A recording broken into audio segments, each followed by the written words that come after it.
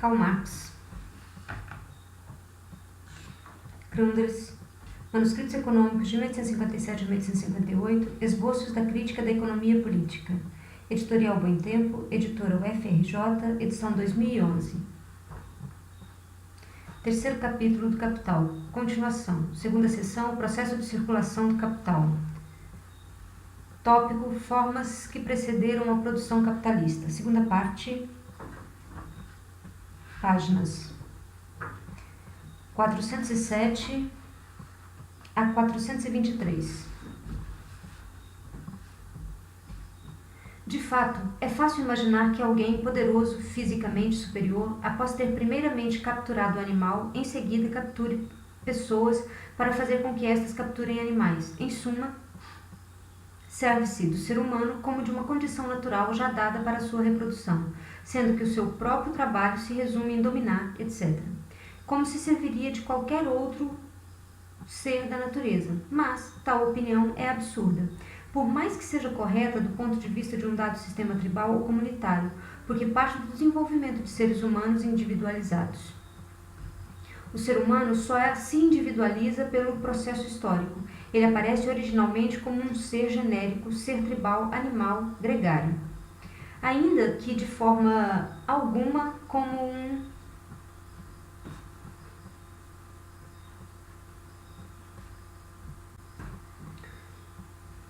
expressão em grego, nota 61. Ver página 40, nota 4. Na página 40, refere Aristóteles, Política, São Paulo, Martins Fontes, 2006, livro 1, capítulo 2, 1253 a 3. Animal político, ser social, nota da tradução.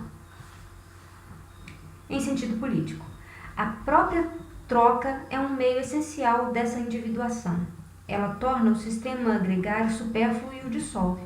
Logo, a coisa se altera de tal modo que, como individualizado, ele se relaciona mais consigo mesmo, mas com os meios para se pôr como individualizado, se converteram em seu meio de fazer ou de se fazer universal e comum. Como proprietário,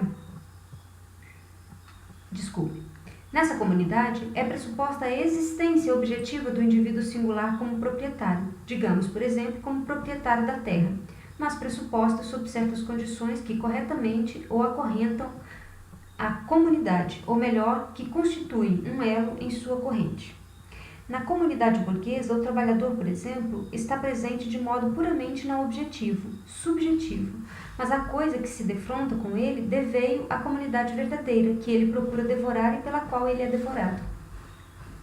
Todas as formas, mais ou menos natural e espontaneamente originadas, mas, ao mesmo tempo, todas também resultado do processo histórico, em que a comunidade supõe os sujeitos em uma unidade objetiva pré-determinada, ou determinada, melhor dizendo, com suas condições de produção, ou em que uma existência subjetiva determinada supõe as próprias comunidades como condições de produção, tais formas correspondem necessariamente só a um desenvolvimento limitado, e limitado por princípio, das forças produtivas. O desenvolvimento das forças produtivas as dissolve, e a sua própria dissolução é um desenvolvimento das forças produtivas humanas. Em um primeiro momento, trabalha-se a partir de uma certa base, de início originado natural e espontaneamente, em seguida pressuposto histórico. Mais tarde, no entanto, essa própria base ou pressuposto é abolida ou posta como um pressuposto evanescente, que se tornou muito estreito para o desenvolvimento do bando humano progressivo.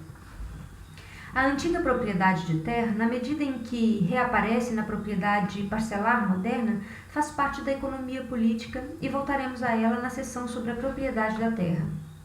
Retomar tudo isso de modo mais profundo e detalhado nesta seção.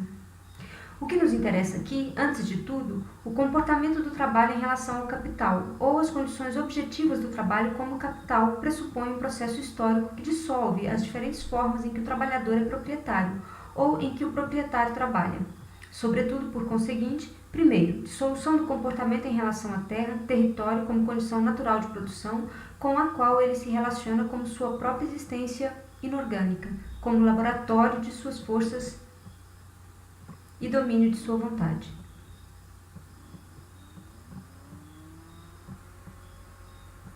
Todas as formas em que essa propriedade ocorre supõem uma comunidade cujos membros, a despeito das diferenças formais que possa haver entre eles, são proprietários como membros da comunidade. Por isso, a forma original dessa propriedade é ela mesma propriedade comum imediata, forma oriental, modificada na forma eslava, desenvolvida até o contrário, mas permanecendo ainda a base secreta, embora contraditória, na propriedade antiga e na germânica. Segundo, a dissolução das relações em que ele figura como proprietário do instrumento. Assim como a forma da propriedade da terra acima presume a comunidade real, essa propriedade do trabalhador sobre os instrumentos presume uma forma particular do desenvolvimento do trabalho manufatureiro como trabalho artesanal. Associado a isso, o sistema de guildas e de corporações, etc. O sistema manufatureiro do Antigo Oriente já pode ser considerado sob o ponto primeiro. Aqui o próprio trabalho é ainda metade artístico, metade fim em si mesmo, etc. Maestria. O próprio capitalista ainda é mestre. A habilidade especial no trabalho assegura também a posse do instrumento e etc, etc. De certa forma, então, hereditariedade do modo de trabalhar juntamente com a organização do trabalho e o instrumento de trabalho. Sistema urbano medieval. O trabalho ainda como seu próprio certo desenvolvimento autossuficiente de capacidades unilaterais, etc. Terceiro, concluído em ambos está o fato de que ele tem em seu poder, antes da produção, os meios de consumo necessários para viver como produtor, ou seja, durante sua produção, antes da conclusão desta. Como proprietário de terra, ele aparece diretamente munido com o fundo de consumo necessário. Como mestre artesão, ele os herdou, adquiriu poupou e como oficial artesão, ele ainda é aprendiz, condição em que ainda nem figura como trabalhador autônomo propriamente dito, mas de forma patriarcal comparte a mesa com o mestre. Como oficial, de fato, há certo caráter comunitário no fundo de consumo em poder do mestre. Embora tal fundo não seja propriedade do oficial, pelas leis da guilda, suas tradições e etc. Ele é ao menos seu co-possuidor, entre outras coisas, o assunto a ser aprofundado. Quarto, por outro lado, dissolução na mesma medida das relações em que os próprios trabalhadores, as próprias capacidades de trabalho vivas, ainda fazem parte diretamente das condições objetivas de produção e são apropriados enquanto tais, ou seja, são escravos ou servos para o capital. O trabalhador não é uma condição de produção, mas só o trabalho. Se ele puder realizá-lo por meio de máquinas ou até por meio da água, do ar, tanto melhor. E o capital não se apropria do trabalhador, mas do seu trabalho, não diretamente, mas pela mediação da troca. Esses são, por um lado, pressupostos históricos para que o trabalhador seja encontrado como trabalhador livre, como capacidade de trabalho sem objetividade, puramente subjetiva, confrontada com as condições objetivas da produção, como a sua não propriedade, como propriedade alheia, como valor existente por si mesmo, como capital. Por outro lado, porém, é de se perguntar quais condições são necessárias para que o trabalhador encontre o capital ou um capital confrontado consigo. Na fórmula do capital, em que o trabalho vivo se comporta tanto em relação à matéria-prima quanto ao instrumento e aos meios de subsistência requeridos durante o trabalho, de maneira negativa, como não propriedade, está implícita, em primeiro lugar, a não propriedade da terra, ou nela a negação da condição em que o indivíduo que trabalha se comporta em relação à terra, ao território, como sendo seus, em que trabalha, produz como proprietário de terras. Na melhor das hipóteses, ele se comporta não só como trabalhador em relação à terra, ao território, mas como proprietário de terra que se comporta consigo mesmo como sujeito trabalhador. A propriedade do território inclui potencialmente tanto a propriedade da matéria-prima quanto do instrumento original, a própria terra e de seus frutos espontâneos. Posto na forma mais original, isso significa comportar-se em relação à terra como proprietário, encontrar nela matéria-prima, instrumentos e meios de subsistência não produzidos pelo trabalho, mas pela própria terra. Uma vez produzida essa relação, aparecem incluídos na propriedade da terra, em sua forma primitiva, instrumentos secundários e frutos da terra produzidos pelo próprio trabalho. Essa situação histórica, portanto, é primeiramente negada como relação de propriedade mais plena na relação do trabalhador com as condições de trabalho como capital. Essa é a situação histórica número 1, que nessa relação é negada ou pressuposta como historicamente dissolvida.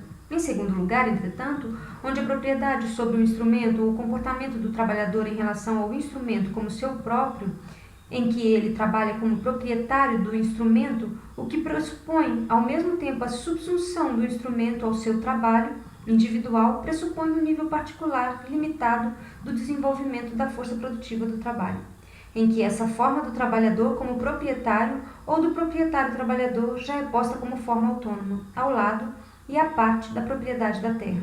O desenvolvimento artesanal e urbano do trabalho, e não como no primeiro caso, como acidente da propriedade da terra, e a ela subsumido, ou seja, também a matéria-prima e os meios de subsistência como propriedade do artesão. Primeiro são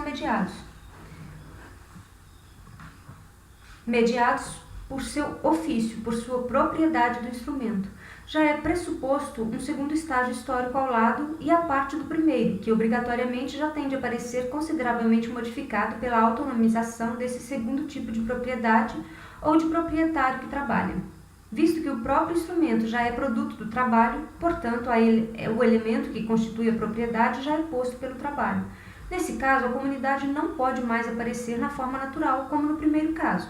A comunidade sobre a qual está fundado esse tipo de propriedade, mas como comunidade ela própria já produzida, originada, secundária, produzida pelo próprio trabalhador.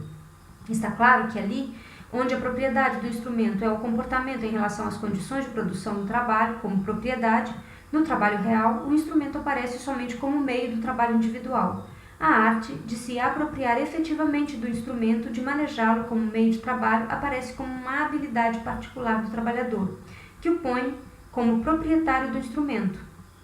Em suma, o caráter essencial do sistema de guilda e corporação do trabalho artesanal como trabalho que constitui seu sujeito como proprietário pode se resolver na relação com um instrumento de produção, instrumento do trabalho como propriedade. Por contraste com a relação da terra, a matéria-prima, enquanto tal, como propriedade fundiária própria. O fato de que o comportamento em relação a esse momento singular das condições de produção constitui o sujeito trabalhador como proprietário faz dele um proprietário trabalhador em situação histórica número 2, que por sua vez, ou por sua natureza, só pode existir como oposição ou, se quisermos, ao mesmo tempo como complemento da primeira situação modificada. É igualmente negada à primeira forma ou fórmula do capital. A terceira forma possível, a saber, comportar-se como proprietário só em relação aos meios de subsistência, encontrá-lo como condição natural do sujeito trabalhador, sem se relacionar nem com o território nem com o instrumento, e, portanto, tampouco com o próprio trabalho. Com seus próprios, é, no fundo, a fórmula da escravidão e da servidão, que é igualmente negada, posta como estado historicamente dissolvido na relação do trabalhador com as condições de produção com o capital, ou como capital. As formas primitivas da propriedade se resolvem necessariamente na relação com os diversos momentos objetivos que condicionam a produção como próprios, na mesma medida em que formam a base econômica de diversas formas da comunidade. Eles têm, por pressuposto, por sua vez, formas determinadas de comunidade. Essas formas são fundamentalmente modificadas pelo deslocamento e pela inclusão do próprio trabalho sob as condições objetivas de produção, servidão e escravidão, de modo que o caráter simplesmente afirmativo de todas as formas de propriedade compreendidas na número 1 se perde e é modificada. Todas contêm em si a escravidão como possibilidade e, em consequência, sua própria superação. No que se refere à forma número 2, em que o tipo particular do trabalho, a mestria no trabalho e, em consequência, a propriedade do instrumento de trabalho igual à propriedade das condições de produção, ela exclui claramente a escravidão e a servidão, mas pode conter um desenvolvimento negativo análogo na forma do sistema de castas. A terceira forma, a forma da propriedade dos meios de subsistência, se não se resolve em escravidão ou servidão, não pode conter a relação do indivíduo trabalhador com as condições de produção e, por conseguinte, com as condições de existência. Por isso, ela só pode ser a relação do membro das comunidades originárias fundadas na propriedade da terra que perdeu a sua propriedade de terra e ainda não avançou para o tipo número 2 da propriedade como a plebe romana na época do panis et circenses. Nota 62. Pão e Circo, segundo Juvenal, Satirae, livro 10, 81. Panem et circenses. A distribuição de alimentos e a organização de atrações circenses eram, desde o século I a.C., meios importantes de aplacar as revoltas da camada inferior da plebe romana urbana.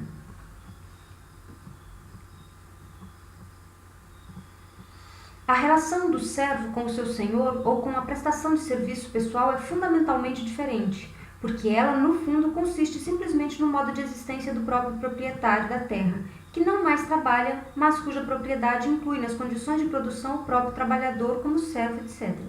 Aqui, a relação de dominação como relação fundamental da apropriação, com o animal, o solo, etc., no fundo, não pode haver uma relação de dominação por meio da apropriação, muito embora o animal sirva.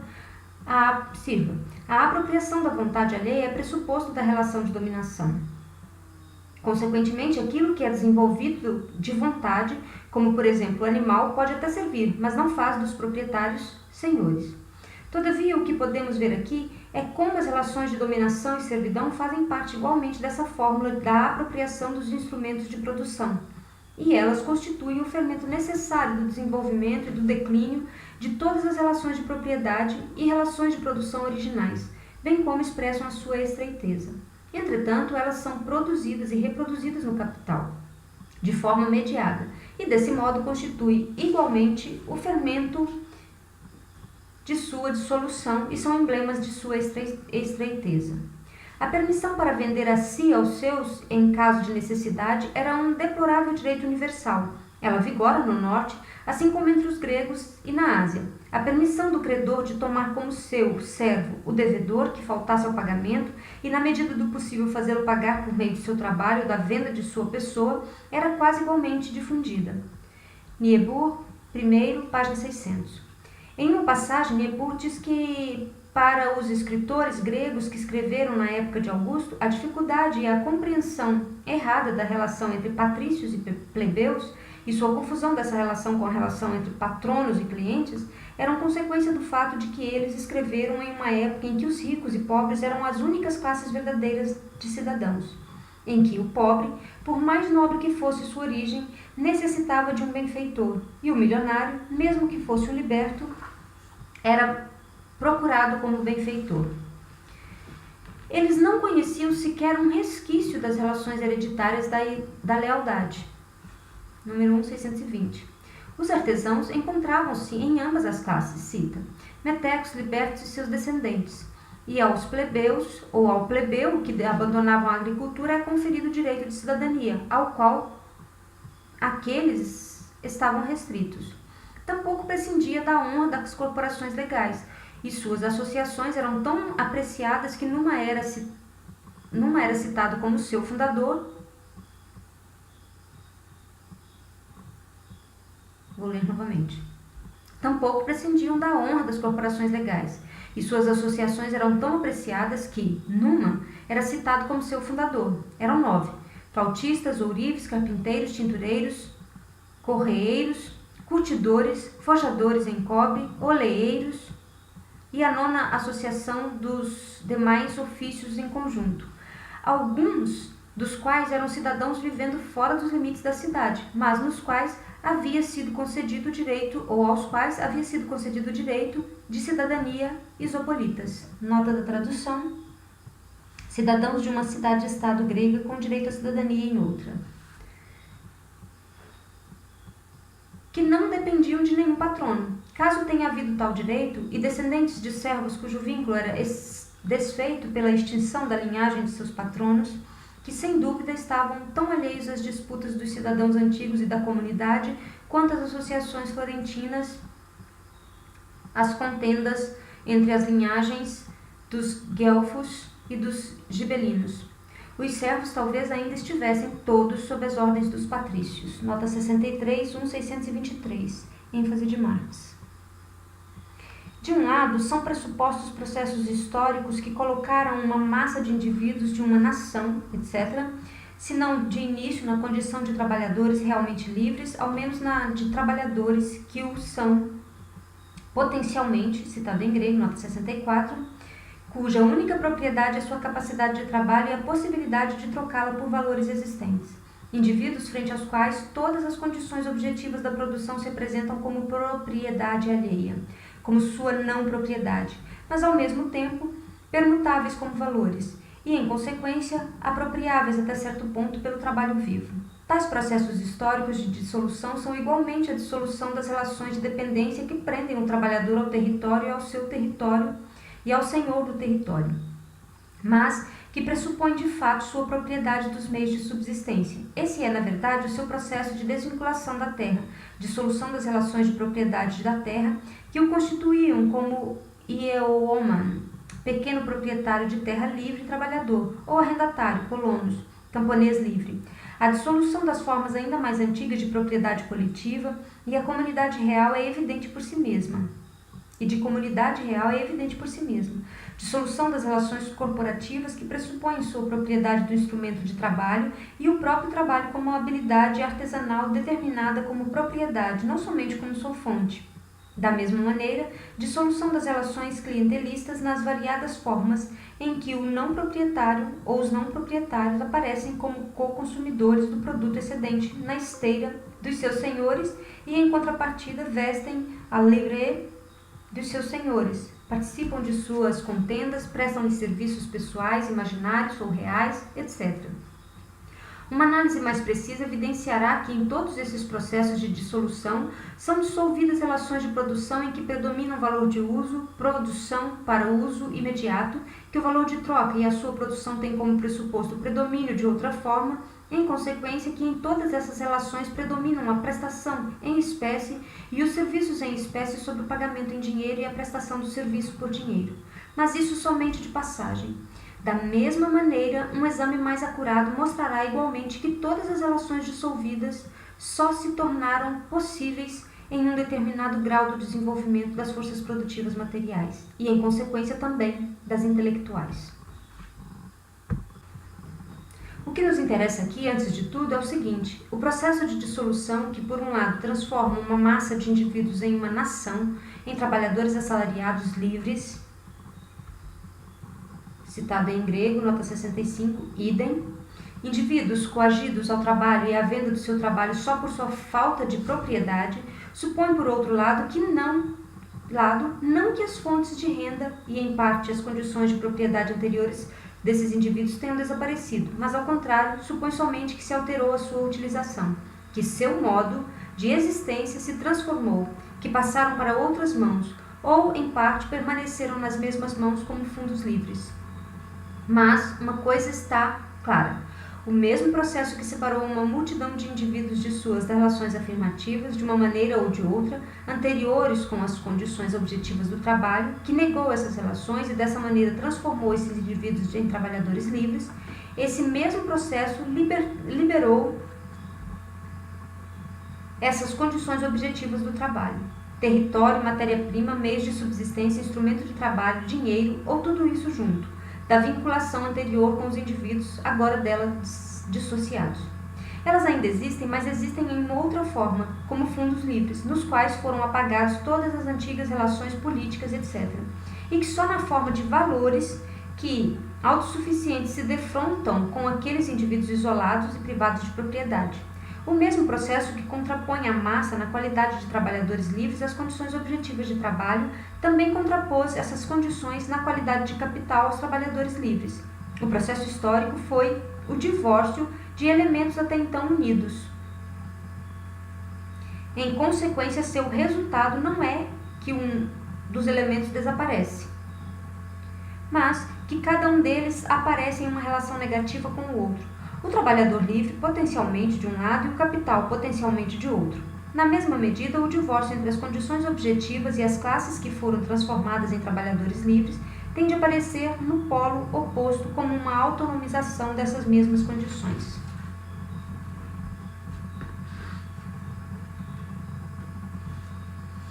Se a relação entre capital e trabalho assalariado não é considerada a relação já determinante e predominante sobre a totalidade da produção, pois nesse caso o capital pressuposto como condição do trabalho assalariado é o produto do próprio trabalho e é pressuposto de si mesmo como condição do trabalho, é criado como pressuposto do trabalho pelo próprio trabalho, mas relação historicamente originada. Se for considerada a transformação original do dinheiro em capital, o processo de troca entre o capital que só existe idem, nota 66 citada em grego, de um lado, e os trabalhadores livres que existem, de outro, impõe-se naturalmente a singela observação da qual o economista ou os economistas fazem alarde, ou grande alarde, de que o lado que entra em cena como capital tem de estar de posse das matérias-primas, dos instrumentos de trabalho e dos meios de subsistência para que o trabalhador possa viver durante a produção, antes que a produção esteja concluída. Ademais, isso aparece de tal modo que precisa ter havido uma acumulação que precedeu o trabalho e que não brotou dele, por parte do capitalista, que os capacita a pôr o trabalhador e trabalhar e a mantê-lo eficaz, mantê-lo como capacidade de trabalho viva. Tão logo o capital e o trabalho assalariado não os são postos como seu próprio pressuposto, como base pressuposta da própria produção, a questão se apresenta primeiramente de tal modo que o capitalista, além dos fundos de matéria-prima e meios de trabalho necessários para o trabalhador se reproduzir, produzir os meios de subsistência necessários, realizar o trabalho necessário, possui um fundo de matéria-prima e meios de trabalho em que o trabalhador realiza o seu trabalho excedente, o lucro do capitalista. Em uma análise mais detida, a questão se configura de tal forma que o trabalhador cria constantemente um duplo fundo para o capitalista, ou na forma do capital, uma parte do qual satisfaz continuamente as condições de sua própria existência e a outra as condições da existência do capital. Como vimos, no capital excedente, o capital excedente em relação à sua relação antediluviana com o trabalho, tudo é capital real, atual. Cada elemento seu se apresenta uniformemente como trabalho alheio, objetivado e apropriado pelo capital, apropriado sem troca, sem ceder por ele, nenhum equivalente. Essa ação do capital, que é independente do trabalho, que não é posta por ele, é transferida em seguida dessa história de sua gênese ao presente, é transformada em um momento da efetividade, da eficiência do capital, de sua autoformação. Finalmente, daí, é deduzido o eterno direito do capital aos frutos do trabalho alheio, ou melhor, dizendo, seu modo de aquisição é desenvolvido a partir das leis simples e justas, da troca de equivalentes. A riqueza existente na forma do dinheiro só pode se converter nas condições objetivas do trabalho, porque e quando essas condições estão separadas do próprio trabalho. Já vimos que o dinheiro pode, em parte, ser acumulado pela via da pura troca de equivalentes. No entanto, essa via constitui uma fonte tão insignificante que nem merece ser historicamente mencionada, se é pressuposto que o dinheiro foi obtido mediante a troca pelo trabalho próprio. Na realidade, o que se transforma em capital no sentido próprio, em capital industrial, é a fortuna mobiliária, fortuna em dinheiro, acumulada mediante a usura, em particular, a exercida contra a propriedade da terra e mediante lucros mercantis. Teremos oportunidades de continuar falando dessas duas formas mais adiante, na medida em que elas se apresentam não como formas próprias do capital, mas como formas mais antigas de fortuna, como formas pressupostas para o capital. Como vimos, é inerente ao conceito do capital em sua gênese que ele parte do dinheiro e por isso da fortuna que existe na forma do dinheiro. É igualmente inerente ao seu conceito que o capital aparece como provindo da circulação, como produto da circulação.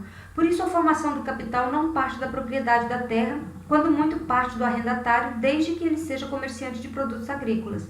Tampouco parte da corporação, ainda que no último caso haja uma possibilidade, mas da fortuna mercantil e usurária. Mas essa fortuna só encontra as condições para comprar trabalho livre quando este foi separado de suas condições objetivas de existência pelo processo histórico. Só então também existe a possibilidade de comprar essas próprias condições.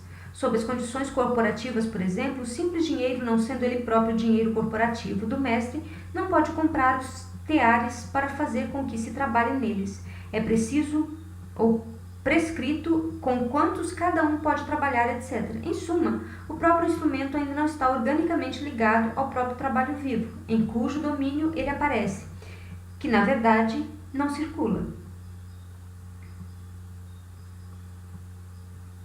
O que capacita a fortuna em dinheiro a devir capital é encontrar, por um lado, os trabalhadores livres, por outro, é encontrar também os meios de subsistência e materiais, etc., livres e vendáveis, os quais, de resto, de uma maneira ou de outra, eram propriedade de massas, agora tornadas privadas de objetividade. No entanto, a outra condição do trabalho, certa habilidade, um instrumento como meio de trabalho, etc., nesse seu período preliminar ou primeiro período, o capital já é encontra dada, em parte como resultado do sistema corporativo urbano, em parte como resultado da indústria doméstica ou que desempenhava papel acessório na agricultura. O processo histórico não é o resultado do capital, mas o pressuposto para ele. É por meio desse processo que também o capital ou o capitalista se interpõe como pessoa intermediária historicamente entre a propriedade da terra ou a propriedade em geral e o trabalho. Das cômodas ilusões, segundo as quais o capitalista e o trabalhador formam uma associação, etc. Nem a história nada sabe, nem há qualquer vestígio no desenvolvimento conceitual do capital. Esporadicamente, a manufatura pode desenvolver-se localmente em meio a um contexto que ainda faz parte de um período bem diferente, como por exemplo nas cidades italianas junto às corporações. Todavia, como forma universalmente dominante de uma época, as condições para o capital têm de estar desenvolvidas não apenas localmente, mas em grande escala. O que não impede que, com a dissolução das corporações, alguns mestres de ofício se transformaram em capitalistas industriais. No entanto, pela própria natureza da coisa, o caso é raro. Em geral, onde o capitalista e o trabalhador aparecem, desaparecem o sistema corporativo, o mestre e o oficial. É evidente, e fica claro em um exame mais detido da época histórica aqui em questão, que de fato a época da dissolução dos modos de produção precedentes e das formas anteriores de comportamento do trabalhador em relação às condições objetivas do trabalho é ao mesmo tempo uma época em que a fortuna em dinheiro, por um lado, já se desenvolveu em certa extensão e por outro cresce rapidamente e se amplia em virtude das mesmas circunstâncias que aceleram aquela dissolução. Ela própria é ao mesmo tempo um dos agentes daquela dissolução, assim como aquela dissolução é a condição de sua transformação em capital. Mas a simples existência da fortuna em dinheiro e até mesmo a obtenção de uma espécie de supremacia de sua parte de modo algum é suficiente para que ocorra aquela dissolução em capital. Caso contrário, Roma Antiga, Bizâncio, etc. teriam encerrado a sua história com trabalho livre e capital ou antes inaugurado uma nova história. Também ali a dissolução das antigas relações de propriedade estava associada ao desenvolvimento da fortuna em dinheiro, do comércio, etc. Entretanto, em lugar de levar à indústria, essa dissolução levou de fato ao domínio do campo sobre a cidade. A formação original do capital não se dá como se o capital acumulasse, como se imagina, meios de subsistência, instrumentos de trabalho e matérias-primas. Em suma, as condições objetivas do trabalho já dissociadas do solo e já amalgamadas ao trabalho humano. À primeira vista, já fica claro que existiria um círculo vicioso e inepto se, por um lado, os trabalhadores que o capital precisa pôr a trabalhar para se pôr como capital primeiro tivessem de ser criados, tivessem de ser trazidos à vida mediante a acumulação do capital e esperassem por seu que se façam os trabalhadores, enquanto, por outro, o próprio capital fosse incapaz de acumular seu trabalho alheio se pudesse acumular no máximo seu próprio trabalho. Se ele próprio pudesse existir, portanto, na forma de não capital e não dinheiro, uma vez que o trabalho, antes da existência do capital, só pode se autovalorizar em formas como a do trabalho artesão, da pequena agricultura, etc., em suma, exclusivamente em formas que não podem acumular ou podem apenas escassamente, em formas que permitem só um pequeno produto excedente e em grande parte o consomem. Enfim, teremos de analisar mais de perto essa apresentação da acumulação como um todo. Não é assim que o capital cria as condições objetivas do trabalho. Ao contrário, sua formação primitiva se dá simplesmente pelo fato de que o valor existente como fortuna em dinheiro é capacitado pelo próprio histórico da dissolução dos antigos modos de produção para, por um lado, comprar as condições objetivas do trabalho e, por outro lado, receber em troca por dinheiro o próprio trabalho vivo dos trabalhadores tornados livres. Todos esses momentos estão presentes. Sua própria separação é um processo histórico, um processo de dissolução, e é este que capacita o dinheiro a transformar-se em capital. O próprio dinheiro, à medida que exerce um papel ativo na história, só o faz porquanto ele próprio intervém nesse processo como um meio de separação extremamente enérgico e colabora para a produção dos trabalhadores livres espoliados, sem objetivo. Certamente, contudo, não pelo fato de que ele cria para os trabalhadores as condições objetivas de sua existência, mas porque ajuda a acelerar a sua separação delas. Sua condição de privados ingleses despediram seus servos, que consumiam junto com eles o produto excedente da terra, quando, além disso, seus arrendatários escorraçaram os pequenos colonos, etc. Com isso, primeiramente, foi lançada uma massa de forças de trabalho vivas no mercado de trabalho, uma massa que era livre em sentido duplo, livre em primeiro lugar das antigas relações da clientela e da dependência e das relações de serviço, e em segundo, livre de todos os haveres e de toda forma de existência concreta e objetiva, livre de toda propriedade, destinada à venda de sua capacidade de trabalho ou à mendicância, vagabundagem e roubo como única fonte de renda.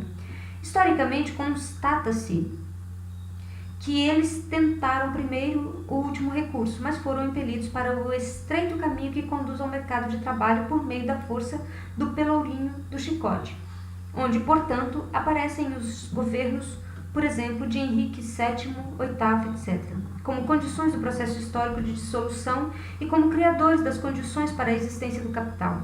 De outro lado, os meios de subsistência, etc., que os proprietários de terra antes comiam juntamente com os servos, estavam agora à disposição do dinheiro que pretendia adquiri-los para, por intermédio, ou para, por seu intermédio, comprar trabalho. O dinheiro não havia criado nem acumulado nesses meios de subsistência. Eles estavam ali, eram consumidos e produzidos, antes de serem consumidos e reproduzidos pela mediação do dinheiro. O que havia mudado nada mais fora que, agora, esses meios de subsistência eram lançados no mercado de troca. Eram separados de sua condição ou conexão imediata com as bocas dos servos, etc., e transformados de valores de uso em valores de troca, caindo assim no domínio e sob a autoridade suprema da fortuna em dinheiro. O mesmo ocorreu com os instrumentos de trabalho. A fortuna em dinheiro não inventou nem produziu a roda de fiar e o tear. Mas, separados de sua terra, os fiandeiros e tecelões caíram com seus teares e rodas de fiar sob o domínio da fortuna do dinheiro, e etc. Próprio do capital é unicamente a união das massas de mãos e instrumentos que ele encontra. Ele os aglomera sob seu comando. Essa é a sua verdadeira acumulação, a acumulação de trabalhadores, juntamente com seus instrumentos em certos pontos. Será necessário tratar disso com mais detalhe na assim chamada acumulação do capital. A fortuna em dinheiro, como fortuna mercantil, entretanto, havia contribuído para acelerar e dissolver as antigas relações de produção e possibilitar ao proprietário da terra, por exemplo, como já expõe muito bem Adam Smith, nota 67, Adam Smith, sexto volume, corrigido, páginas 1 a 4, Londres, Knight, 1835-1839, volume 3, 1839, capítulo 4, Edições Brasileiras, uma investigação sobre a natureza das causas da riqueza das nações, São Paulo, Emos, 2008.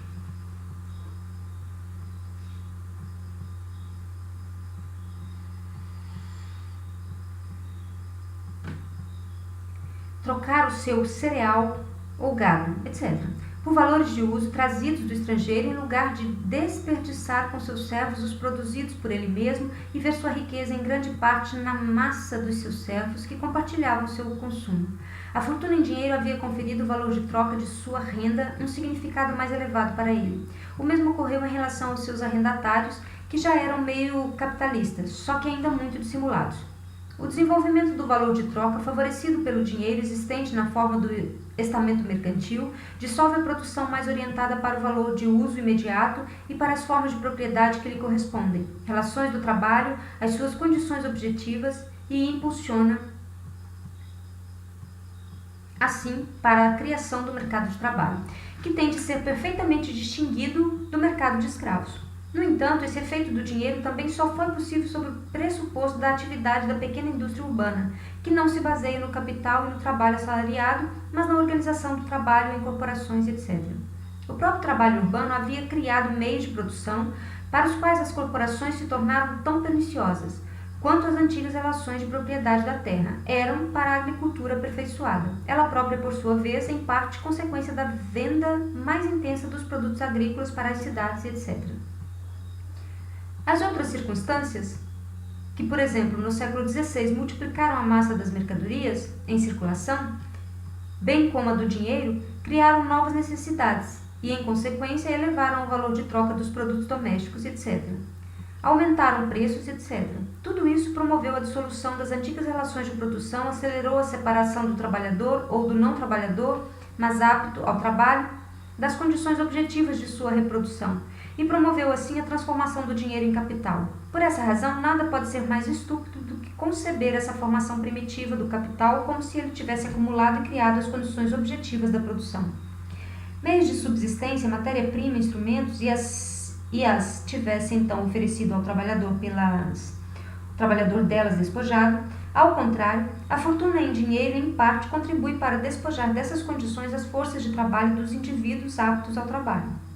Em parte, esse processo de separação avançou sem ela, quando essa separação havia atingido certo nível. A fortuna em dinheiro repôs ou pôde repor, se pôr como intermediária entre as condições objetivas da vida, assim liberadas, e as formas de trabalho vivas liberadas, mas liberadas também de todo vínculo e obrigação. Loss and Lady. E com as primeiras, comprar as últimas. Todavia, no que se refere à formação da fortuna em dinheiro propriamente dita, antes de sua transformação em capital, ela faz parte da pré-história da economia burguesa.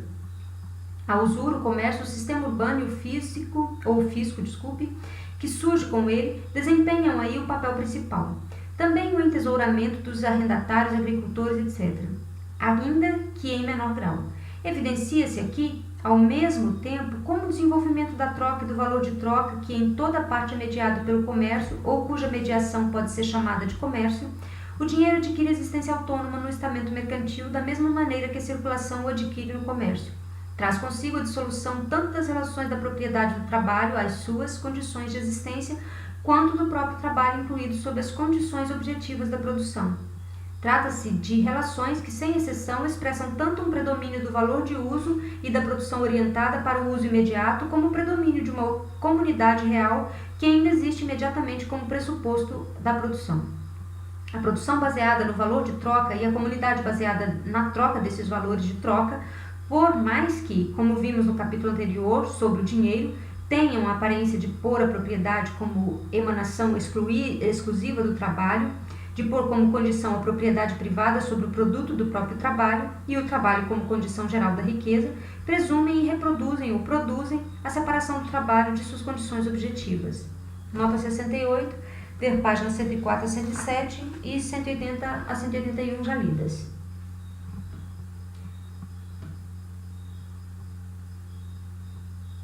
Essa troca de equivalentes acontece, mas é somente a camada superficial de uma produção que se dá troca.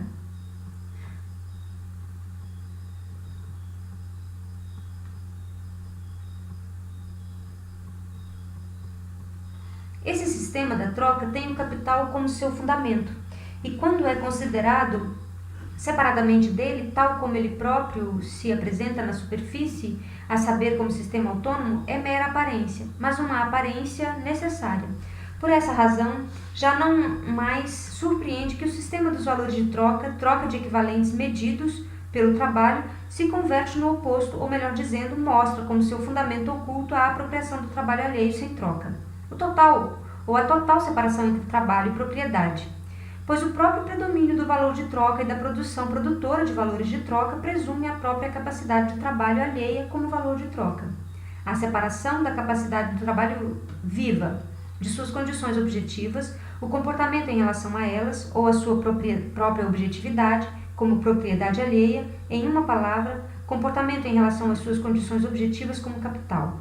Somente nos períodos do declínio do sistema feudal, período em que todavia ainda há luta em seu interior, como na Inglaterra no século XIV e na primeira metade do século XV, tem lugar a época de ouro do trabalho que está se emancipando. Para que o trabalho volte a se comportar em relação às suas condições objetivas como sua propriedade, outro sistema tem de substituir o sistema da troca privada, que, como vimos, põe a troca de trabalho objetivado por capacidade de trabalho e, em consequência, a apropriação do trabalho vivo sem troca. Nota 69, ver página 375 a 377, já lidas. O modo como o dinheiro se transforma em capital, com frequência, se evidencia historicamente de maneira bem simples e palatável. Por exemplo, o comerciante faz trabalhar para ele vários tecelões e fiandeiros que até então exerciam a tecelagem e a fiação como atividades rurais acessórias, e transforma sua atividade acessória em ocupação principal para eles. Desse modo, porém, ele se assenhorou deles e os colocou como trabalhadores assalariados sob o seu mando. O passo seguinte é deslocá-los para longe de seus lares e reuni-los a uma casa de trabalho. Nesse processo simples, fica claro que o comerciante não preparou nem a matéria-prima, nem o instrumento, nem os meios de subsistência para o tecelão e o fiandeiro. Tudo o que faz ou fez foi restringi-los pouco a pouco a um tipo de trabalho no qual se tornam dependentes da venda, do comprador, do comerciante e, por fim, só produzem para e por intermédio dele. Originalmente, ele só comprou o seu trabalho por meio da compra dos seus produtos. Tão logo eles se limitam à produção desse valor de troca e, portanto, têm de produzir imediatamente valores de troca. Têm de trocar todo o seu trabalho por dinheiro para poderem continuar a existir. Eles caem sob o seu domínio e, por último, desaparece também a aparência de que eles lhe venderiam produtos. O comerciante compra o seu trabalho e toma dele primeiro a propriedade do produto, logo também do instrumento, ou o deixa com eles, como propriedade aparente, para reduzir os seus próprios custos de produção. As formas históricas originais em que o capital aparece primeiro, de maneira esporádica ou local, ao lado dos modos de produção antigos, mas explodindo-os pouco a pouco em todos os lugares, são, por um lado, a manufatura propriamente dita, ainda não a fábrica. Esta surge ali onde se produz em massa para a exportação, para o mercado exterior, portanto, tendo como base o comércio marítimo e terrestre em larga escala. Nos seus empórios, como por exemplo nas cidades italianas, em Constantinopla, nas cidades de flamengas e holandesas, algumas espanholas, como Barcelona, etc. A manufatura, em um primeiro momento, não se apodera da assim chamada pequena indústria urbana, mas da indústria rural acessória, fiar e tecer, o trabalho que requer menos habilidade especializada ou formação artística, exceto aqueles grandes empórios em que ela já encontra a base de um mercado exterior, em que a produção, portanto, está dirigida, por assim dizer, desde a origem para o valor de troca, ou seja, manufaturas que estão diretamente vinculadas à navegação, à própria construção naval e etc. A manufatura não erige suas primeiras sedes nas cidades, mas no campo, em povoados, sem corporações, etc. A indústria rural acessória contém a base ampla da manufatura, ao passo que a pequena indústria urbana exige um grande avanço da produção para poder ser explorada em escala fabril. O mesmo se dá com os ramos de produção, como fábricas de vidro, fábricas de metal, serrarias, etc., que requerem a priori maior concentração de forças de trabalho, que utilizam a priori mais forças da natureza, requerem produção em massa, bem como concentração dos meios de trabalho, etc. Da mesma forma, as fábricas de papel, etc. Por outro lado, ocorre o surgimento do arrendatário e a transformação da população agrícola em diaristas livres. Não obstante, essa mudança no campo se imponha, por último, em sua consequência ou em suas consequências extremas e em sua forma mais pura, é ali onde começa mais cedo. Os antigos, que nunca foram além da atividade artesanal urbana propriamente dita, consequentemente não podiam chegar à grande indústria. O primeiro pressuposto desta última é a inclusão do campo em toda a sua amplitude na produção, não de valores de uso, mas de valores de troca. Fábricas de vidro, fábricas de papel, usinas metalúrgicas, etc. Não podem ser explorados no sistema corporativo. Elas exigem produção em massa, venda em um mercado geral, fortuna em dinheiro, por parte do empresário. Não como se ele criasse as condições, quer as subjetivas, quer as objetivas, mas sob as relações de propriedade e relações de produção antigas, tais condições não podem ser reunidas. A dissolução das relações de servidão, bem como o surgimento da manufatura, transformam, então, pouco a pouco, todos os ramos de trabalho em ramos explorados pelo capital. As próprias cidades certamente também contêm um elemento para a formação do trabalho assalariado, propriamente dito, a saber, os diaristas não vinculados às corporações, os trabalhadores braçais, etc. Tendo constatado assim que a transformação do dinheiro em capital pressupõe um processo histórico que se separou às condições objetivas do trabalho, que as autonomizou em relação ao trabalhador, o efeito do capital assim originado e do seu processo é o de submeter a si toda a produção, de desenvolver e efetivar em todos os lugares o divórcio entre trabalho e propriedade, entre o trabalho e as condições objetivas do trabalho. No desenvolvimento posterior, se evidenciará como o capital destrói o trabalho artesanal, a pequena propriedade da terra produtiva, etc., e a si próprio nas formas em que não aparecem em oposição ao trabalho, no pequeno capital e nos gêneros intermediários, gêneros híbridos entre os antigos modos de produção ou na forma em que se renovam ou renovaram com base no capital, e o modo de produção clássico, adequado ao próprio capital. A única acumulação pressuposta na gênese do capital é a de fortuna em dinheiro, que, considerada em si mesma, é totalmente improdutiva, visto que brota unicamente da circulação e pertence somente a ela. O capital forma rapidamente um mercado interno ao destruir todas as atividades rurais acessórias, ou seja, fiando e tecendo para todos, vestindo a todos, etc. Em suma, põe as mercadorias antes criadas como valores de uso imediatos, na forma de valores de troca, um processo que resulta por si mesmo da separação dos trabalhadores da terra e da propriedade das condições de produção, mesmo que sejam na forma da servidão.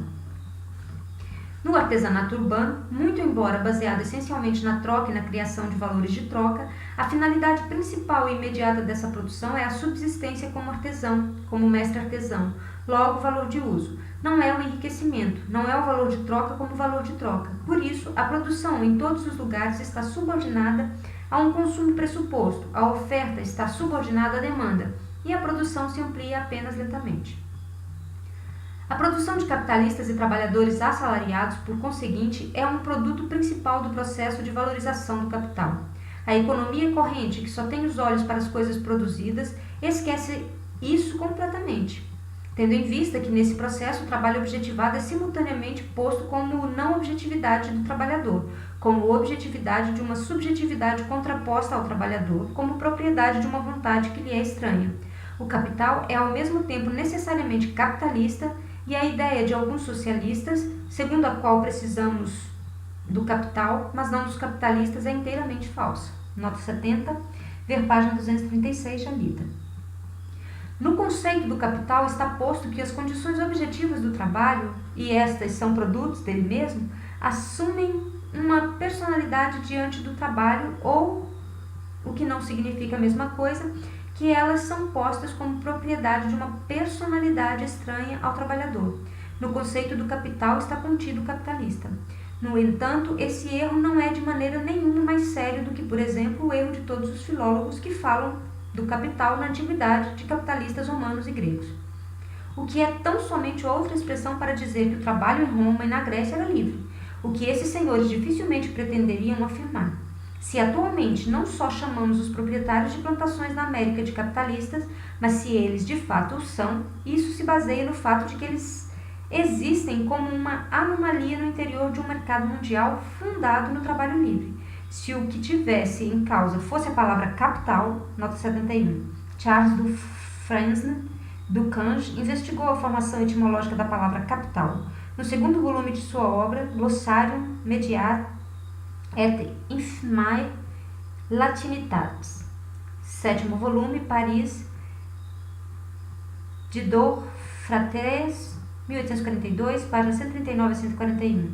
Marx extraiu daí essa e outras passagens que se encontram no Caderno dos Extratos de 1858.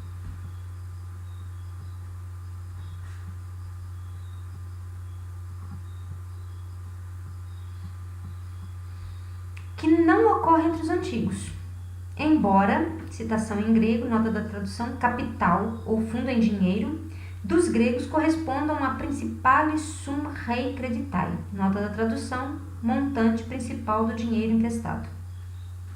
Então, as hordas que ainda vagueiam com seus rebanhos pelas estepes da Ásia Central são os maiores capitalistas, porque originalmente a palavra capital significava gado, razão pela qual o contrato de meação, fechado frequentemente no sul da França por falta de capital, ainda se chama precisamente, nota 72, tradução, Ibidem, página 139, tipo de arrendamento definido pelo Código Civil francês da seguinte maneira, artigo 1800 a 1803, cita, o arrendamento a capital é um contrato pelo qual uma das partes dá à outra uma quantidade de gado para guardar, alimentar e cuidar nas condições conveniadas entre eles.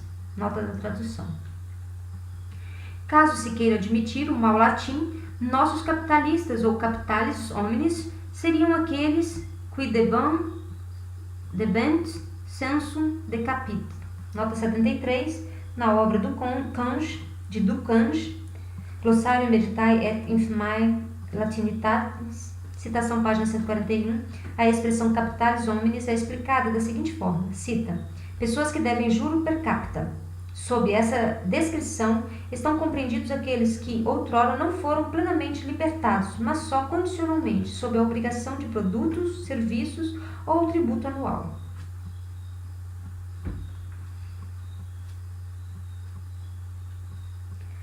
Na identificação do capital, há dificuldades que não acontecem no dinheiro. O capital é essencialmente capitalista, mas ao mesmo tempo é também capital, como elemento distinto da existência do capitalista ou da produção como um todo. Desse modo, descobriremos ainda que sob capital é subsumida muita coisa que, segundo seu conceito, não parece pertencer a ele. O capital é emprestado, por exemplo, é acumulado, etc. Em todas essas designações, ele parece ser uma coisa simples e coincidir inteiramente com a matéria em que existe. Todavia, essa e outras questões serão esclarecidas no decorrer do desenvolvimento. De passagem, ainda uma observação a título de diversão. O bravo Adam Miller, nota 74.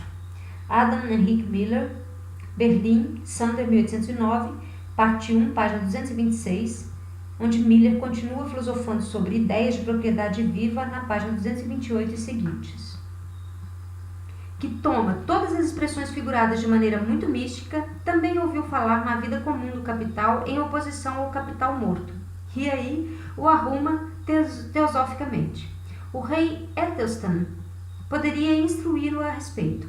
Cita: Redam de meu próprio décimas, deutam in vivente capitali, ou gado vivo, quam in mortuis, fructibus terrae, ou frutos mortos da terra. Nota 75, Adam Henrique Miller, Berlim, Sander, 1809, parte 1, página 226, onde Miller continua filosofando